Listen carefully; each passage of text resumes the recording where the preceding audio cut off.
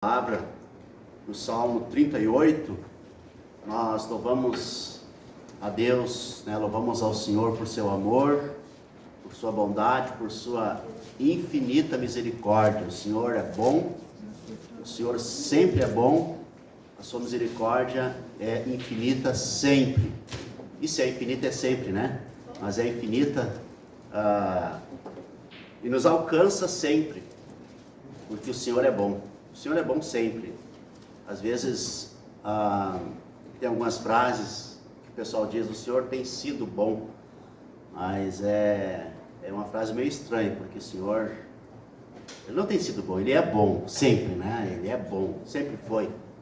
E nos momentos que a gente não sente isso, mas mesmo assim Ele está trabalhando a nosso favor. Salmo 38 diz assim: não me repreenda, Senhor, na tua ira, nem me castigues no teu furor. Gravam-se em mim as tuas setas e a tua mão recai sobre mim. Não há parte sã na minha carne por causa da tua indignação, não há saúde nos meus ossos por causa do meu pecado, pois já se elevam acima de minha cabeça as minhas iniquidades, com fardos pesados excedem as minhas forças. É o testemunho de alguém que experimenta o pecado, mas o Salmo termina dessa forma: não me desampares, Senhor, Deus meu, não te ausentes de mim, apressa-te em socorrer-me, Senhor, salvação minha. O Senhor sempre é a nossa salvação. Aliás, o Senhor é a nossa única salvação. Que Deus abençoe vocês e que este culto sirva para renovar a nossa alma, renovar nossas forças, renovar o nosso ânimo diante do Senhor e para a vida. Senhor, muito obrigado por tua bondade, muito obrigado, Senhor, porque tua ira, mesmo que ela se manifeste, maior é a tua misericórdia, maior é a tua bondade. Por isso, o extraordinário profeta Abacuque, ele orou: Senhor, na tua ira, lembra da misericórdia. E é assim que o Senhor faz. Na ira, o Senhor faz com que a sua misericórdia suplante a ira e a graça nos alcance. Te louvamos, te bendizemos, em nome do nosso Senhor Jesus Cristo. Amém.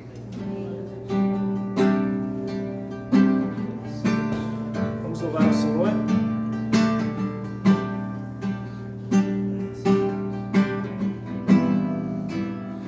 Ele não tinha qualquer beleza ou majestade pra nos atrair. Nada havia em sua aparência para o desejarmos, mas rejeitado entre os homens, e ainda assim carregou nossas dores. O seu castigo nos traz paz, e a esperança não se esvai. A oferta pela culpa ele ofereceu, para satisfazer o Criador. Ele morreu para que a sua luz em nós pudesse brilhar. O Filho do amor se entregou em nosso lugar. A oferta pela culpa ele ofereceu, para satisfazer o Criador. Ele morreu para que a sua luz em nós pudesse brilhar. O Filho do amor se entregou em nosso lugar. És o Cordeiro que pelos nossos pecados foi esmagado, sem dizer uma só palavra. aos cravos derramou sua vida até a morte, provando a ira amarga pra nos dar sua doce graça e nos fazer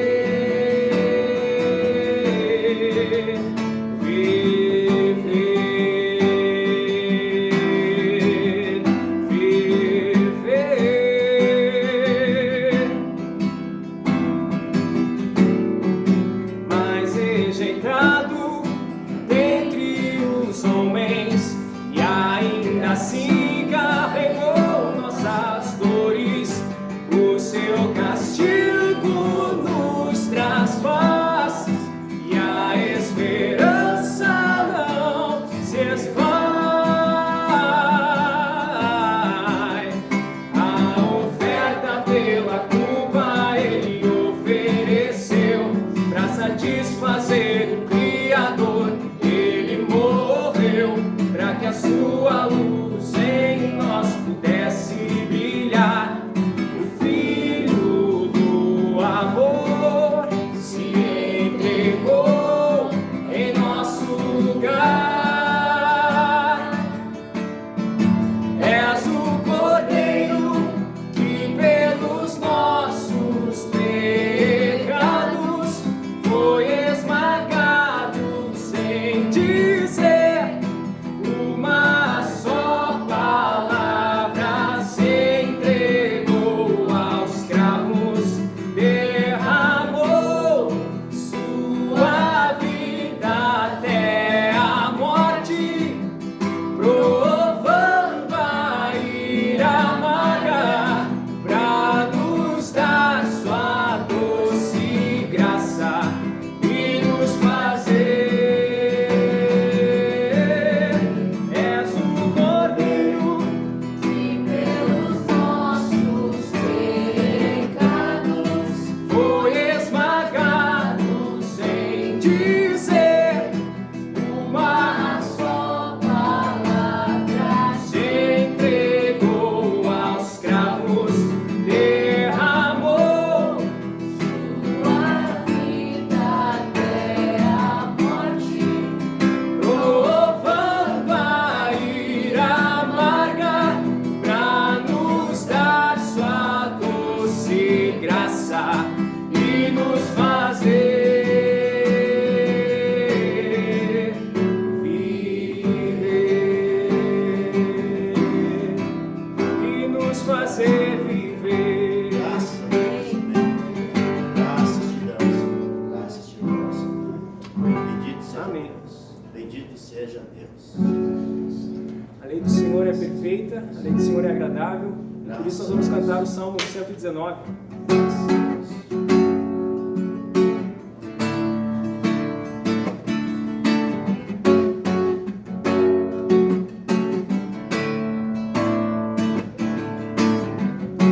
Não fosse a tua lei ter sido meu prazer,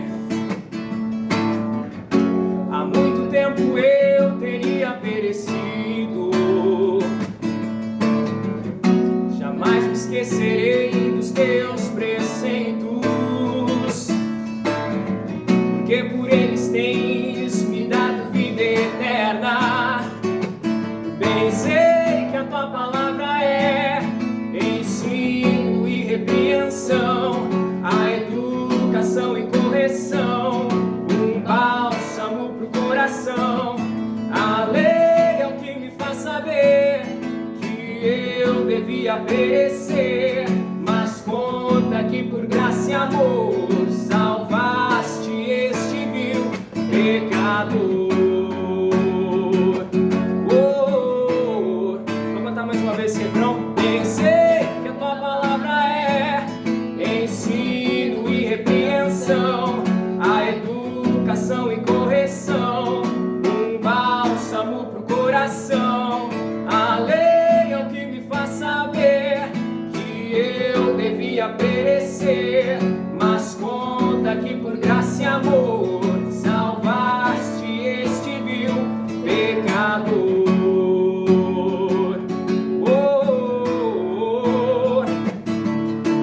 pecador.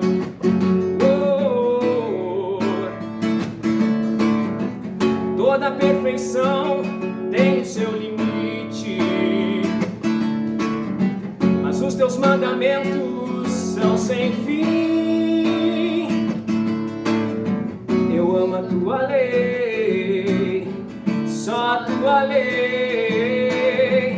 Ela é luz, ela é luz. Bem sei que a tua palavra é ensino e repreensão, a educação e correção, um bálsamo pro coração.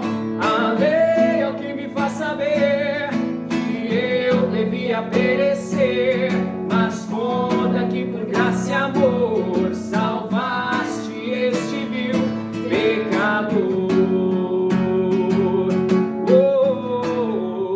Pensei que a tua palavra é, pensei que a tua palavra é ensino e repreensão, a educação e correção, um bálsamo pro coração.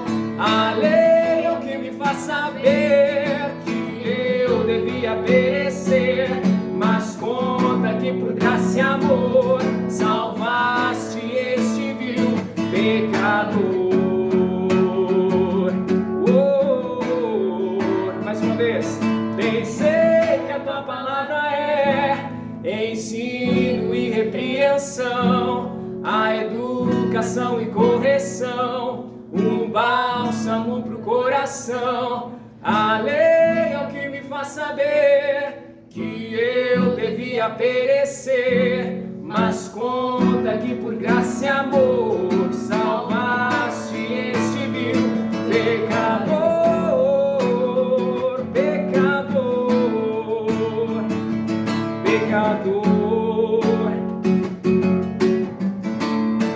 Para encerrar, pensei que a tua palavra é ensino e repreensão, a educação e correção, um bálsamo pro coração.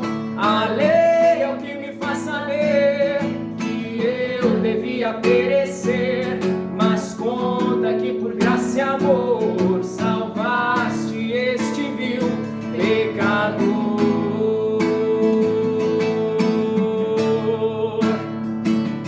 Pecador. Amém.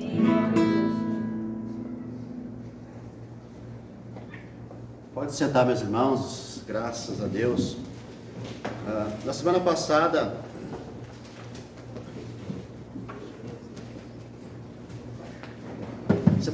eu trouxe uma palavra aos irmãos, né, sobre a volta do Senhor. E todo início de ano, né, eu gosto de trazer uma palavra aos irmãos, né, à igreja, sobre a volta do Senhor, porque todo ano que se renova tem aquela expectativa, né, de um ano abençoado. E entre aquelas pessoas que são mais adeptas, né, dos fins dos tempos, sempre se imagina que aquele seja o último ano. Isso desde que eu era criança, eu lembro disso, porque a minha mãe e meus pais sempre foram de igreja, né, de cultos, então sempre de igrejas que tinha, né, o céu ficava vermelho, então já era um sinal da vinda de Jesus. Mas para evitar, irmãos, uma expectativa errada sobre a volta de Jesus, eu sempre gosto de trazer no início do ano uma palavra ou duas sobre a volta de Jesus.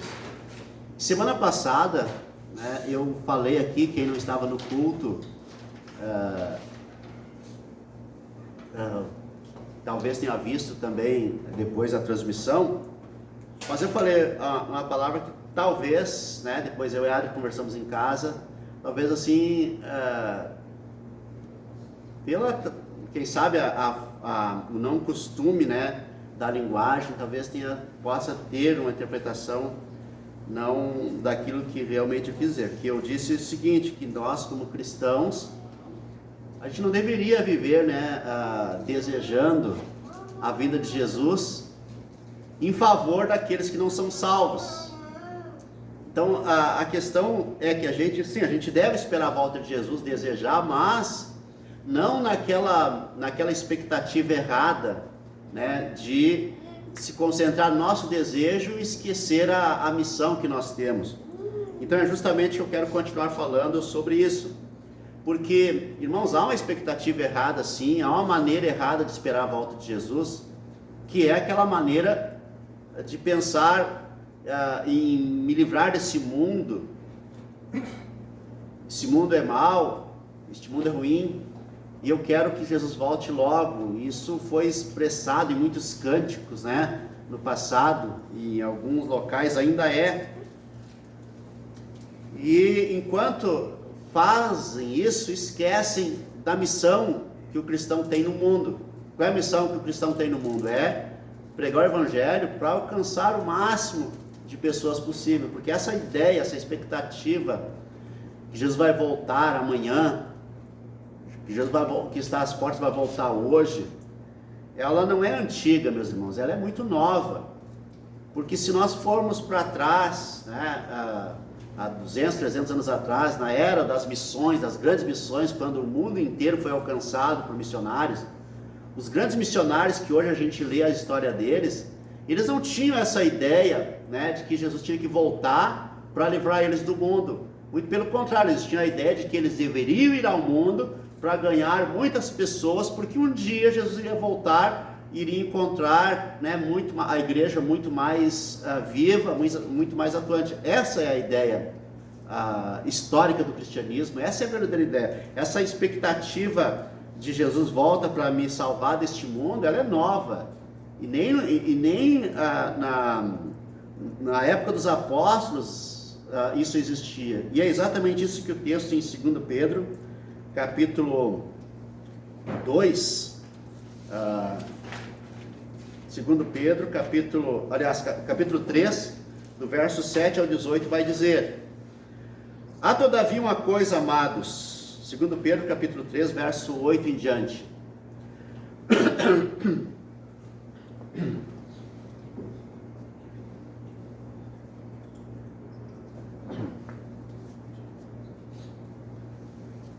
Segundo Pedro, capítulo 3, do verso 8 em diante. Há todavia uma coisa, amados, que não deveis esquecer, que para o Senhor um dia é como 1000 anos, e 1000 anos como um dia. Não retarda o Senhor a sua promessa, como alguns a julgam demorada. Pelo contrário, Ele é longânimo para convosco, não querendo que nenhum pereça, senão que todos cheguem ao arrependimento. Virá, entretanto, como ladrão, o dia do Senhor, no qual os céus passarão com estrepitoso estrondo, e os elementos se desfarão abrasados, também a terra e as obras que nela existem serão atingidas.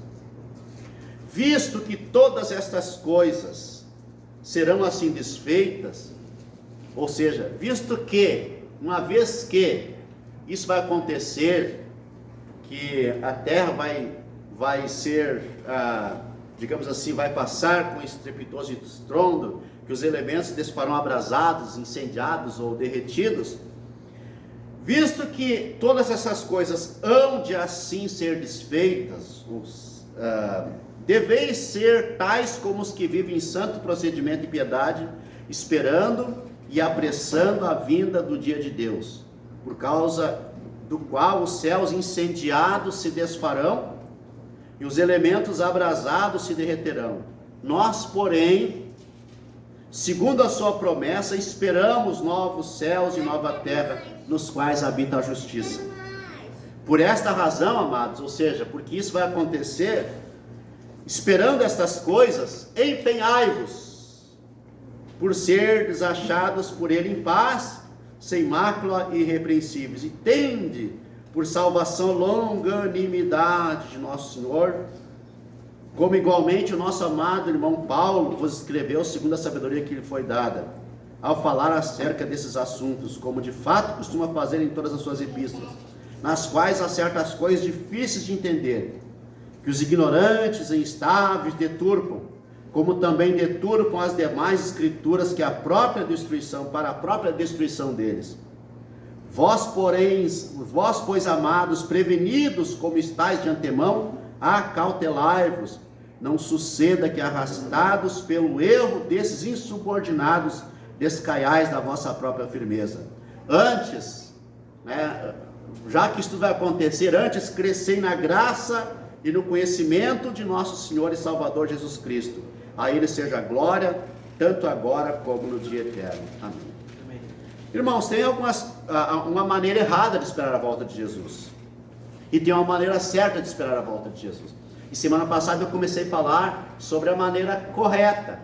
A maneira errada é essa espera ansiosa, que a gente olha para todo lado e vê Jesus voltando por todo lado. Quando eu era pastor de jovens, há muitos anos atrás, claro, de vez em quando apareciam uns filmes e os jovens diante dessas pregações apocalípticas, né? Eles já perguntavam: tem algum sinal naquele filme? Nisso ou naquilo? E a gente lia muitos livros também, que hoje já para muitos, né, já são coisas do passado, mas de vez em quando eles são atualizados em filmes ou coisa parecida. E tem então a maneira errada, que é essa expectativa medrosa. Por quê? Porque antigamente e ainda hoje alguns pregadores, eles falam da volta de Jesus impondo medo nas pessoas, que nós vamos ficar sem comida um dia, que nós vamos ficar sem culto um dia. Irmãos, há muito tempo, isso desde que Jesus veio a primeira vez, morreu na cruz, tem muitos lugares que não pode ter culto, vocês sabem disso, a história inteira, até hoje tem países que não pode ter culto, são proibidos, né? Um pouco volta, depende dos governos, volta. Está acontecendo isso em muitos países, mas não é de agora que isso acontece. Isso sempre aconteceu. Países que não se permite pregar o evangelho, cristãos presos, cristãos degolados, enforcados, incendiados, mortos com flechas. Isso sempre aconteceu, não é de agora. Só que tem uma expectativa errada, né? Tem alguns pastores na internet que põem pavor nas pessoas. Talvez não seja o que vocês vejam, mas se vocês for ver na internet, tem lá uns caras que ensinam coisa errada, eles não entendem as escrituras. Por exemplo, tem um tal que eu acompanho desde que, sei lá, 89, mas ele até hoje ensina o erro, que é um tal de... Inclusive uma vez eu já fui no escritório dele, ele era candidato a deputado federal, e segundo ele, Deus falou com ele que ele ia ser presidente, candidatou a deputado, e aí ele acreditava que Deus tinha levantado ele para ser o presidente, para ele impedir o anticristo de vir, que é um tal de Pozella, né? Como é que é? Enfim, é Pozella o sobrenome dele, lá de São Paulo. E só que ele se candidatou, inclusive eu fui no escritório dele, convidado de outro pastor, uma vez que eu estava em São Paulo, em 1994, Lamartine Pozella. Fui no escritório, muito bonito, lá no 7º andar do edifício na Paulista e tal, e o projeto dele era ser deputado federal para depois então ser presidente da República. Não se elegeu nem a deputado. E quando eu vi aquele projeto deles, eu vi: isso é uma loucura, ele está ensinando errada, a escatologia dele é errada. Mas está ensinando até hoje tem os vídeos famosos dele lá, 100 e poucas mil visualizações, 200, 300, 500 mil, ensinando coisa errada, ensinando 666, ensinando que anticristo vai vir e que daqui um pouco vai acontecer. Isso desde 1994, quando eu conheci ele, ensina e ensina errado. Aí depois, em 1999, teve a Valnice, uma outra pregadora também muito conhecida, desde aquela época na internet. Ela ungiu ele dizendo o seguinte: este aqui em 1994 vai ser eleito presidente, porque Deus me falou. Quando eu vi aquilo, eu disse que isso não é Deus falando, não é Deus e não vai ser eleito. Resultado é que até hoje ele nunca se elegeu para nada. E há 2 anos, já é um senhor, né? Nem político é, mas outro dia perguntaram para ela: tá, e a tua profecia? Ela disse: olha, eu ainda creio que vai se cumprir. Pessoal, não vai se cumprir. Não vai se cumprir. Porque é uma profecia falsa, uma profecia errada, e ele ensina coisa errada. Mas agora surgiu um outro também bem conhecido, um tal de pastor Vagnão. Esses caras, meus irmãos, eles não sabem Bíblia, eles não sabem palavra, eles ensinam errado. Mas ele ensina chorando, com lágrimas, né? Um cara grandão, fortão, né? Com a cara assim, bem convincente, aí ensina chorando sobre a volta de Jesus, sobre o mundo e tal. É errado, eles não sabem a palavra, eles não conhecem a Bíblia, eles não conhecem, eles estão ensinando coisas que passou a existir em 1910, mas antes disso não se ensinava essas coisas. Então é esse pessoal. E outro dia tinha uma irmã que estava vindo aqui na igreja, e eu disse para ela disse, eu perguntei, quando o pessoal vem aqui para a igreja, às vezes de fora, vem com algumas ideias, né, assim, tenebrosas. Eu perguntei, na nossa catequese lá, quem tu costuma ouvir? Eu costumo ouvir Silas Malafaia, eu costumo ouvir pastor Wagner. Eu digo, para, vamos mudar essas práticas aí, porque isso aí envenena a cabeça, isso aí adoece a alma. Esses pastores aí adoecem porque eles não pregam a palavra. Irmãos, Jesus vai voltar um dia, vai voltar um dia, é promessa dele. Agora quando? Um dia os apóstolos, logo após Jesus morrer, os apóstolos estavam vendo Jesus subir, porque ele foi elevado ao céu, assunto aos céus, né? Ascendido aos céus. E os apóstolos olhando para cima, chega um anjo e diz para eles assim: o que vocês estão olhando para cima? Esse Jesus que está indo, um dia vai voltar. Aí eles perguntam: e quando será? E o anjo diz: olha, não compete a você saber os tempos e as épocas, isso é exclusivo de Deus. Agora vão, ide por todo mundo, né? Foi o que Jesus falou. Agora vão e pregam o evangelho. Jesus antes tinha dito, um pouquinho antes de subir, disse: ide por todo mundo, pregar o evangelho a toda criatura, começando em Jerusalém, Samaria, até os confins da terra. Esta é a missão. E a volta de Jesus, deixa ele voltar, né? Deixa ele voltar. E eu sempre digo o seguinte: a frase Jesus está voltando é errada. A frase Jesus vai voltar é correta, mas Jesus está voltando como se ele já tivesse, né? Vocês lembram que na década de 80 não existia ainda a internet, mas depois foi divulgado, né, que uma pessoa em Cachoeira, ficou famosa a profecia. Ela disse: olha, irmãos, Jesus me mostrou que ele estava vindo, mas o pai perguntou, Jesus levantou do trono, e o pai perguntou: onde tu vai, meu filho? Ele disse: eu vou lá buscar a igreja. Ele disse: senta aqui que não é a hora ainda. Irmãos, essas coisas são loucuras. Como que seria acontecer entre o pai e o filho, que são perfeitos em mentalidade? E agora, essa semana, vocês devem estar acompanhando na internet, ou devem ter visto o culto que não terminou, lá nos Estados Unidos, na Universidade de Augsburg, né? É um culto que numa quarta-feira, eu acho, na quarta de manhã, sempre tem o culto na capela das universidades, né? Tinha o culto terminou, mas ficou lá 8 ou 10 alunos orando, e daqui um pouco outros vieram ver o que estava acontecendo, e ficaram, começou a vir, encheu o dia inteiro, né? A noite inteira, e a capela começou a encher, cabe eu acho que umas 500, 600, 700, 800 pessoas lá, e 2 dias depois o pessoal estava lá, começou a chamar a atenção, né, da mídia, porque tem os selfies, tem, né, e está até hoje o culto, já vai fazer 2 semanas, né, e o culto continua, provavelmente vai ficar um mês lá, e aí o pessoal está viajando agora do mundo inteiro para participar daquele culto. Aí o pessoal está perguntando: é um avivamento? É um movimento divino? Bem provavelmente seja, porque isso não é a primeira vez que acontece lá naquela universidade. Já aconteceu em 1905, 25, 49, 70, 2005, que está acontecendo agora de novo. São movimentos que acontecem, né, dada a ênfase daquela universidade também, mas já aconteceu em outras universidades também, né? Lá acontece muito, cultos que não terminam, Aí eu estava comentando com a Adri, né? Isso pode ser novidade para muita gente, mas, por exemplo, eu e a Adri, a gente já tem de casados mais de 30 anos, e já participamos de movimentos assim, claro que não de 2 semanas de culto sem parar, mas a gente já começou um culto às 7 da noite, que só foi parar, era para parar às 10 da noite, só foi parar no domingo de tarde, por exemplo, e terminou porque a gente disse, pessoal, vamos embora.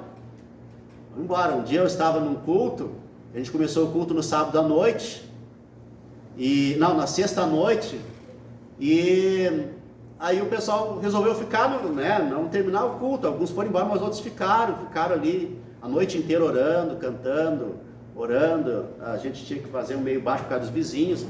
Aí quando eu tinha crianças pequenas, eu tinha que ir ao mercado. Na época eu fui no Bico, eu morava lá no Sarandi. Fui ao Bico, eu disse, olha pessoal, a gente estava orando ainda, o culto continuava de manhã, e era 9 da manhã, e eu fui no mercado, buscar leite para as crianças e tal, outras coisas. Quando eu voltei meio-dia, o pessoal estava todo mundo deitado no chão, chorando e orando, meio-dia. E a gente continuou o dia inteiro, ninguém dormia, porque aí não dá sono, né? Alguns tinham uma soneca lá, mas é um ambiente tão assim, eu não sei explicar. Para quem não experimentou, não tem como explicar. É um momento que tu transcende, parece. Aí chegou sábado à noite, eu digo, pessoal, agora vamos para casa, né? Mas dá vontade de ficar. Então nós já experimentamos coisas assim, e é bonito, é bom, mas era exatamente isso que Jesus disse: não fique olhando para o céu, vamos para casa, vamos viver a vida. Vamos agora aproveitar esse sentimento de transcendência para transformar outras pessoas, para viver a vida. E eu vou dizer para vocês, meus irmãos, uma coisa que eu sempre ensino para vocês, sempre digo: este prazer da presença de Deus é que nós devemos ter a vida toda. E desde que nós experimentamos esse tipo de coisa, nunca mais a gente voltou ao normal. E este prazer da presença de Deus, ele precisa estar durante a vida toda, o dia todo. Por isso que eu sempre digo, irmãos, não é porque eu sou pastor, porque uma época eu não era, mas eu ensino que o cristão não pode ter os altos e baixos. Um cristão, ele deveria naturalmente ter um prazer com Deus a vida toda no alto, sempre no alto. Então, por exemplo, eu não sei o que é experimentar altos e baixos na minha fé, na minha vida, não sei o que é isso. Por quê? Porque faz mais de 30 anos que eu não experimento isso, porque desde que o Senhor me tocou, e a gente canta isso, a gente busca isso, este é o normal de vida que a gente deve viver, como se estivesse no culto de Augsburg, como se estivesse naquele culto lá. Então pessoas estão indo do mundo inteiro para participar do culto, como já aconteceu em outras épocas, para receber aquilo, para trazer para a vida. Só que quem experimenta na vida não precisa ir lá, porque a gente não deveria precisar de um culto para experimentar aquilo que o pessoal está experimentando, certo? Amém? A gente não precisaria participar. O culto é bom. Eu estava lembrando agora, por exemplo, desde que a Camila nasceu, e a Camila tem 31 anos, eu estava fazendo a retrospectiva, até eu chegar em casa, e vou contar quantos domingos teve da Camila até hoje. E eu estava pensando o seguinte: a gente ama os cultos, a gente ama participar de cultos. a minha casa ama participar de cultos. Eu estava pensando o seguinte: eu acho que desde que a Camila nasceu, há 30 anos atrás, se eu faltei 10 cultos de domingo na minha vida, foi muito. Acredite, mas é verdade. Aqui na capela nós temos 6 anos, e eu faltei apenas 3 cultos nesses 6 anos. Um que eu fui viajar de férias, o outro eu fui fazer um casamento da minha sobrinha em Erechim, e o outro eu fui viajar de férias no domingo. Acho que foi 3 cultos em 6 anos. Isso é o normal, meus irmãos. Esse é o normal. Não faltar culto, amar o culto. Agora, eu não preciso do culto para ter prazer em Deus, mas eu amo estar no culto, porque o culto faz parte desse prazer em Deus. E sobre a volta de Jesus, meus irmãos, é exatamente isso que a gente precisa entender, que o Senhor é soberano do tempo e soberano sobre os tempos. É por isso que ele diz, amados, eu quero dizer para vocês que você não deve esquecer que para o Senhor um dia é como 1000 anos, e 1000 anos como um dia. Não retarda ao Senhor a sua promessa, como alguns a julgam demorada. Pelo contrário, ele é longânimo para convosco, não querendo que nenhum pereça, senão que todos cheguem ao arrependimento. Ou seja, irmãos, Deus é o Senhor. Em segundo lugar, a promessa da vinda do Senhor é para incentivar a igreja a cumprir a sua missão no mundo. Jesus disse, eu vou voltar para quê? Para que a igreja fosse incentivada a cumprir a sua missão no mundo com um propósito. Qual o propósito? Qual o propósito? É que a igreja tenha a consciência da missão no mundo. É isso que os missionários fizeram. Eles saíram das suas casas lá no passado para ir para Hudson Taylor, por exemplo. Não existia evangelho na China e na Coreia. O que ele faz? Ele pega a sua família e vai para a China e vive 10 anos lá e não ganha ninguém. Aí um dia ele descobre, por que ele não ganha ninguém? Porque ele era um inglês na China. O que ele faz? Ele diz, bom, como vai ser o céu? E ele descobriu o seguinte, o pensamento dele, no céu vai ter chineses.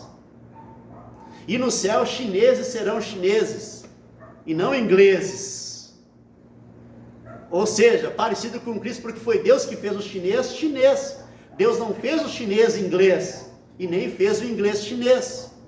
E ele pensou o seguinte, mas eu sou um inglês no meio dos chineses, eu tenho que ser um ser celestial no meio, né, tipo assim, um enviado do céu no meio dos chineses, então eu tenho que parecer com um chinês. O que ele fez? Deixou o cabelo crescer, como na China acontecia na época, né, uma trança grande, se vestiu de chinês, aprendeu a língua chinesa. Depois de 15 anos ele ganhou o primeiro chinês. E depois de 30 anos ele já tinha uma congregação de chineses. Porque ele pegou o exemplo de um outro missionário, Agostinho, Santo Agostinho de Cantuária, não o Santo Agostinho de Hipona, que ele era romano, ele era um bispo romano e foi enviado para fazer missão onde hoje é a Inglaterra. Ele chegou lá e pensou o seguinte, aqui é um mundo de bárbaros, o pessoal vive em tendas. O que ele fez? Ele importou, né, o Império Romano para a Inglaterra e fez uma cidade muito parecida com Roma lá. Ou seja, ele pensou, eu vou levar Roma para cá, porque é a cultura que eu conheço. Então foi um movimento inverso do Hudson Taylor. Irmãos, o que eu quero dizer com isso? Que quando a gente pensa na volta de Jesus, nós temos que pensar exatamente nisso. A volta de Jesus não é para eu ficar encantado, Jesus vai voltar, mas é para eu cumprir a minha missão no mundo. Em terceiro lugar, meus irmãos, a vinda de Jesus é para criar um mundo novo. Versos 10 e 11 diz, virá entretanto como um ladrão o dia do Senhor, no qual os céus passarão com estrepitoso estrondo, e os elementos se disporão abrasados, também a terra e as obras que nelas existem serão atingidas. Um dia vai acontecer de o mundo se transformar num mundo novo, dia do juízo, quando a Bíblia diz que os céus e a terra fugirão da presença do Senhor, e Deus vai criar um novo céu e nova terra. Apocalipse 21 e 22 fala isso. Mas aí vem o meu quarto ponto, que é o seguinte: a maneira de esperar a vinda do Senhor é testemunhando Cristo ao mundo, do verso 12 ao 18, né? Visto que essas coisas serão assim,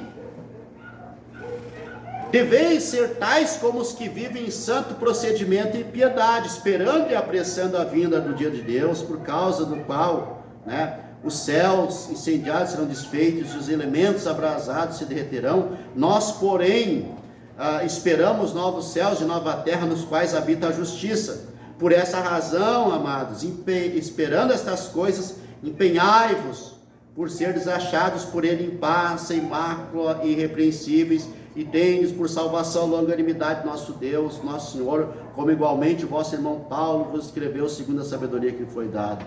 Alguém me perguntou essa semana, por que essas coisas que estão acontecendo, por exemplo, em Augsburg, não acontece com a gente? Irmãos, a resposta é óbvia, né? A resposta é óbvia, porque aconteceu lá, ou está acontecendo lá, porque teve uns 4, 5, 6, 10, que eles viviam apaixonadamente uma devoção a Deus. E isso, digamos assim, criou um ambiente propício para que aquilo acontecesse. Mas como uma coisa vai acontecer parecida, ou como as pessoas viverão parecidos, por exemplo, num ambiente em que de pouca oração, de pouca devoção, de pouca presença no culto, onde as pessoas por ano faltam 5, 6, 10 cultos. Eu só falto 10 cultos por ano, é muito. O domingo é o dia do Senhor, o domingo é dia de cultuar a Deus, o domingo é dia é o dia do Senhor, é o dia da igreja, é o dia do culto. Um dia, 3 domingos atrás, a Camila levantou e perguntou: vai no culto hoje? E ela perguntou: por que eu não iria, se hoje é dia de culto? Por que eu não iria? Essa deveria ser a resposta. Por que eu não iria, se hoje é o dia do culto? E eu sempre digo o seguinte, meus irmãos: a gente só não deve vir ao culto quando a gente tem alguma coisa mais importante para fazer no domingo. Ou se eu estou doente, né? Se eu estou com algum problema de saúde, ou tenho que cuidar de alguém, é uma missão nobre, é um motivo nobre. Agora, eu só não devo vir ao culto no domingo quando eu tenho alguma coisa mais importante para fazer. Como eu nunca, isso é pessoal meu então, tá? Não é que vocês têm que ser assim, mas como eu nunca tenho alguma coisa mais importante para fazer do que cultuar, então eu venho ao culto, porque eu não tenho outra coisa mais importante, e eu acho que nunca vou ter. O dia que eu fui fazer o casamento da minha sobrinha lá em Erechim, um domingo antes da gente, aliás, 2 domingos antes de iniciar a pandemia, da gente suspender o culto, dia 15 de março, que eu fui lá, mas com o pensamento no nosso culto. Irmãos, essa é a maneira de esperar a volta do Senhor, não olhando para o céu, mas olhando para a terra, olhando para as pessoas e empenhado na missão. Que alguém disse o seguinte: as pessoas que mais mudaram o mundo, preste atenção nisso, meus irmãos, as pessoas que mais mudaram o mundo, que mais trabalharam em favor do mundo, foram as pessoas que mais viviam com a mentalidade na volta do Senhor. Aqueles que realmente compreendem a volta do Senhor, o que é a volta do Senhor, eles vão entender a mensagem de Jesus: eu vou voltar, mas vão ao mundo e pregam o Evangelho. Essa é a missão da igreja. Isso é ser uma igreja missional. Enquanto a gente aguarda a vinda do Senhor, a gente aguarda como? Pregando o Evangelho.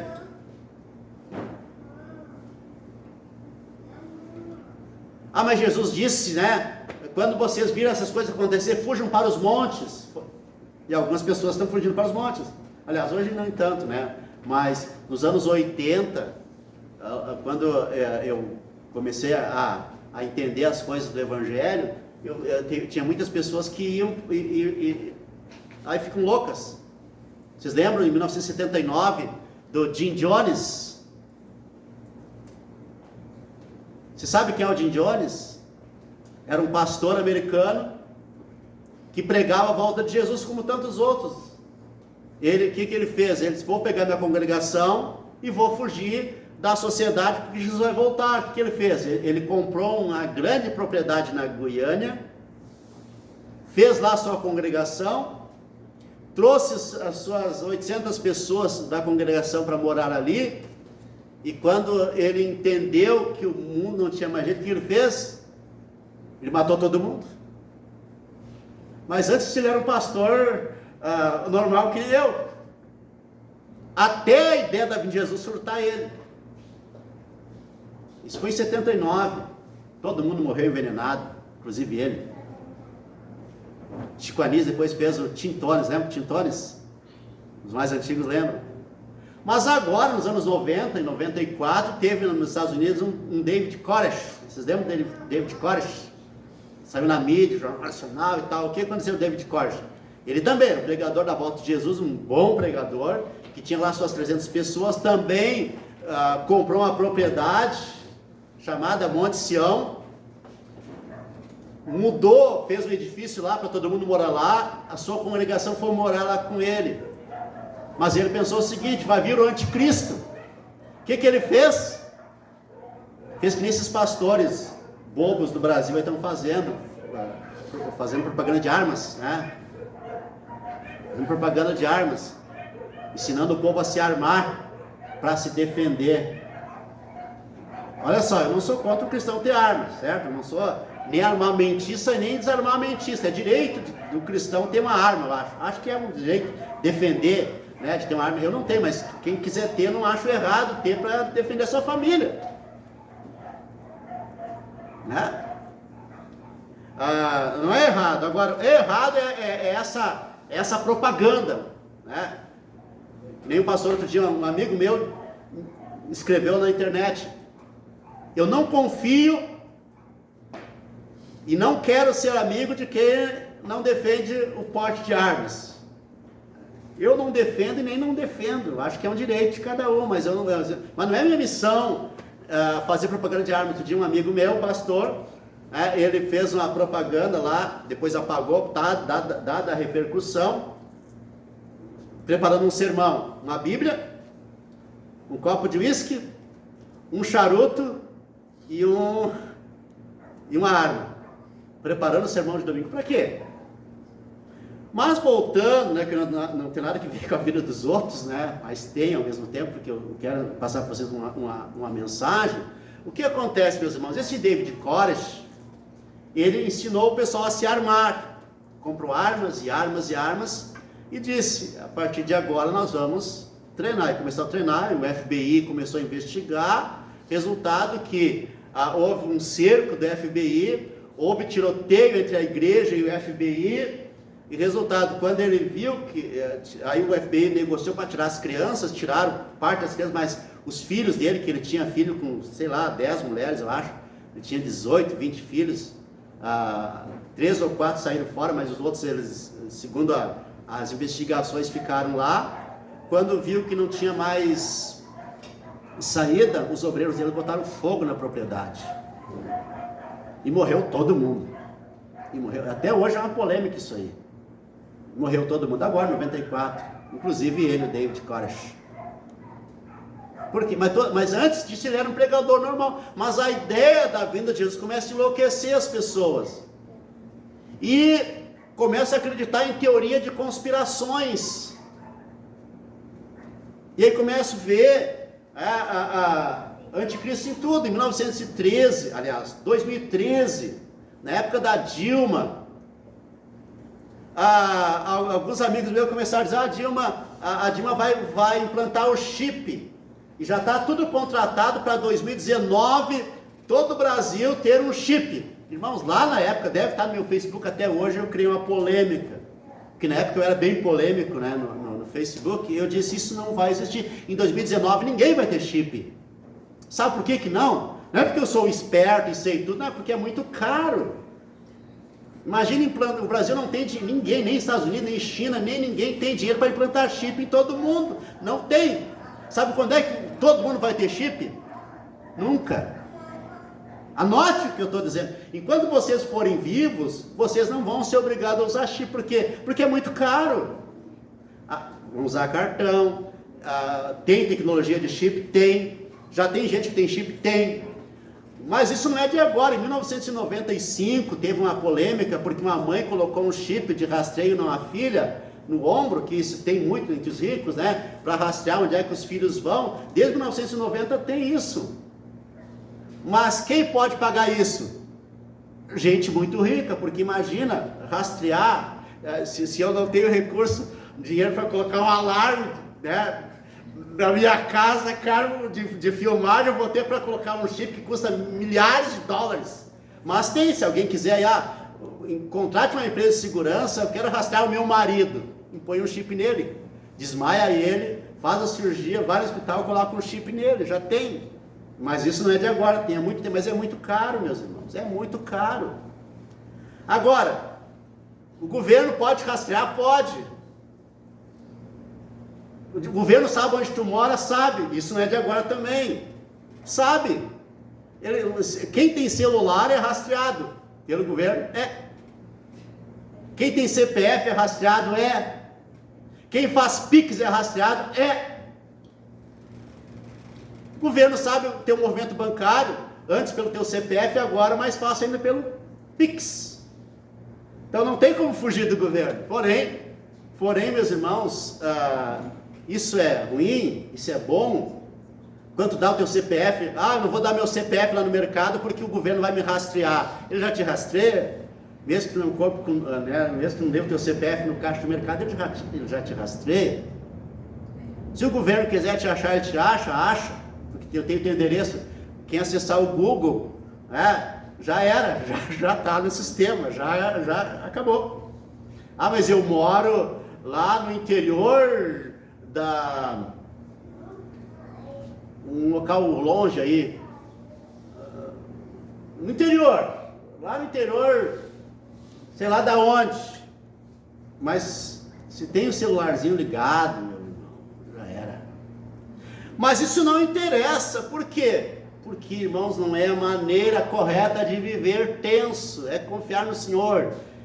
E não vai ter, meus irmãos, pelo menos aí foi aquela polêmica, eu disse, 2019, anotem, 2013, isso não vai ter chip nenhum. E nós já estamos em 2023, pessoal.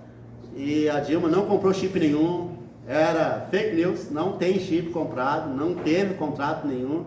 Ela foi impeachmentada e a notícia virou notícia velha, notícia de ontem. Porque é muito caro, meus irmãos. O governo não tem dinheiro para colocar chip em todo mundo. Aí agora, já vou encerrar. Agora, o grande vilão da vez é o dono da Microsoft, como é o nome dele? Microsoft. Steve, não, é o... Como é que é o... Como é que é o nome da Microsoft? Bill Gates. Porque o Bill Gates tem muito dinheiro, então ele está implantando, torres de 5G no mundo inteiro. E aí tem até fotos, tem umas caixinhas já preparadas. Se você sair na rua aí, você vê umas caixinhas fechadas em alguns postes que não são usadas. Aquelas caixinhas ali é o Bill Gates, meus irmãos, que vai implantar o sistema de vigilância do mundo, de controle de todo mundo. Meus irmãos, coisa boba, coisa louca. E aí, há 3 meses atrás, pouco mais, veio a notícia do metaverso. Porque agora tudo vai ser metaverso. O André Valadão já fez o curso do metaverso. Acho que eu disse no culto, pessoal, esse metaverso não vai acontecer. E eu vou dizer para vocês, não vai acontecer. Não vai existir. Por quê? Porque é uma tecnologia muito cara, isso vai ser coisas para poucos. Aí 2 semanas atrás, já dei a notícia que o Meta, já demitiu todos os funcionários que eles tinham contratado para colocar em ação o metaverso. Por quê? Porque eles descobriram que é uma furada por agora, não existe mundo para isso, não existe tecnologia para isso, não existe demanda para isso, e o metaverso vai ser mais um produto acessível a quem tem recursos, tempo e dinheiro. Mas não vai ter lojas, vai ter algumas lojas de metaverso, alguns cultos no metaverso, alguns negócios no metaverso, mas a grande população não vai ter nem acesso a isso. Acredite, meus irmãos, daqui 1 ano vamos falar sobre isso, daqui 2 anos vamos falar sobre isso, não vai ter.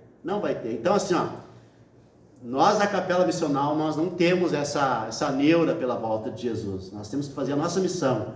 E o dia que Jesus quiser voltar, ele vai voltar, independente de governos, independente de planos, independente de qualquer coisa. Deus é soberano, porque um dia para o Senhor é como 1000 anos, e 1000 anos como um dia. Então, vivamos a nossa vida, fazendo a missão no mundo. Amém? Amém. Amém. Glória a Deus. Vamos ficar em pé. Senhor, muito obrigado, porque nós estamos em paz, vivemos em paz. O mundo passa, mas a Tua palavra permanece para sempre. Essa é a nossa expectativa, é a nossa esperança, é a nossa certeza, que o Senhor é o Senhor do tempo, que o Senhor é o Senhor da nossa vida. Por isso nós casamos, nós temos filhos, nós trabalhamos, vivemos a vida como missionários do mundo, até o Senhor voltar, quando o Senhor decidir voltar. Vamos, engrandecemos o nome do Senhor. Amém. Vamos participar da ceia, meus irmãos. Louvado seja Deus. Os elementos da ceia estão aqui. Saia do seu lugar, venha pegar. Depois nós vamos participar da ceia juntos. Amém.